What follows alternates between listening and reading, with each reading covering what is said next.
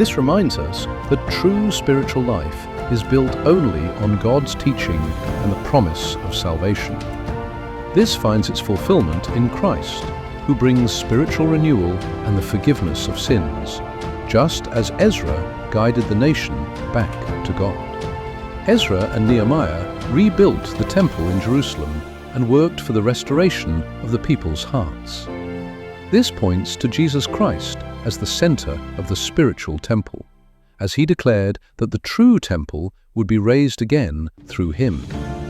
All who believe in him become part of God's spiritual dwelling. Under Ezra's leadership, the people confessed their sins and turned back to God in repentance. This leads us to Christ, who teaches purity, salvation, and the restoration of our relationship with God.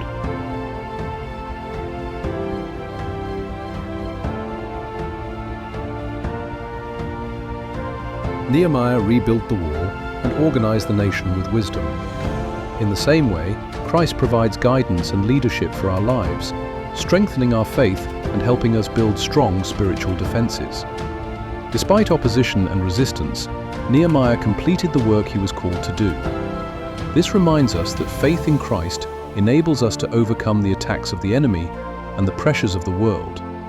From Nehemiah's example, we learn that great work is accomplished through faith, prayer, and obedient action. In Jesus Christ, we discover that through faith, our lives are strengthened, protected, and firmly established. May the grace and unfailing love of the Lord remain with you all. Amen.